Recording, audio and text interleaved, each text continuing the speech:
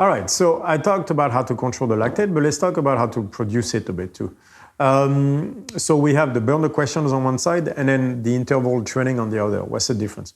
So the burner questions, again, I'm going to refer to the Brainwave podcast in order to, I think it allows me to explain the states a bit better. The idea is to go into that surprise feeling. You know, like fearing for your life, so that's definitely the burner questions, right?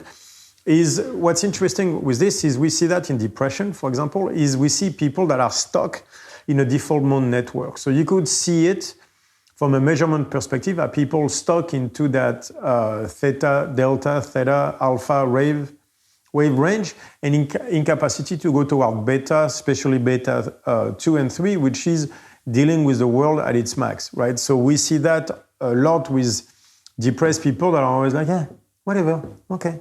You know, like they're incapable of being surprised by anything. They're incapable of going into that beta 3, really, or beta 2, which is the highest concentration capable. I've seen a lot of depressed people complaining about not being capable of focusing as hard as they should. That's the beta 2, right? Like the deep calculation, depressed people problem reading, stuff like this, right? That's because they cannot focus toward the world. So they seem to be stuck in a default mode network and have an incapacity to deal with the world. So there's the same like alpha, beta issue. And we see that actually through the gamma wave that showed that an incapacity of the default mode network to switch to a task positive network. So I found that very interesting. So that shows you what? That shows you that we need for, in that case of depressed people, even though that's not the point for his anxiety, you need to understand both sides of the equation, that the need to create an excitatory response, it's not the best word to describe it, but the key to take your system and push it to the max to produce as much lactate as you can to go all the way to that moment of surprise, fear for your life, right? Excitement, that is the burn the question session. Interestingly, burn the question wise, because at that moment you have no mind. No mind is the gamma brainwave, which is past the beta 3 brainwave.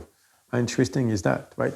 So that means that if you can create an excitatory state high enough, you will fall into that mushin state that the Japanese talk about in martial arts all the time when there is no mind. That actually does not come from calm. It comes from getting excitation all the way up to the moment where you actually fall into a no-mind area. That is the same thing as creating the massive amount of lactate that is needed and everything. And for depression, this will be the key instrument, will be this.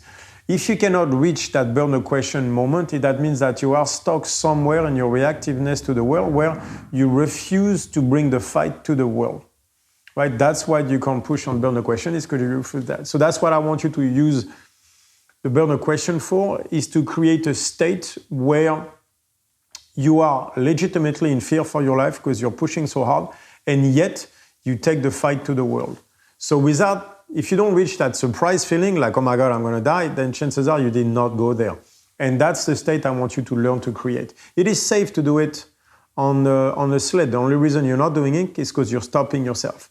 You cannot get to mushin, to that state of intense focus, of oneness with yourself, right, of coherence, if you do not learn to go past that fight with the world. So you have to train to let go. Thank you, guys.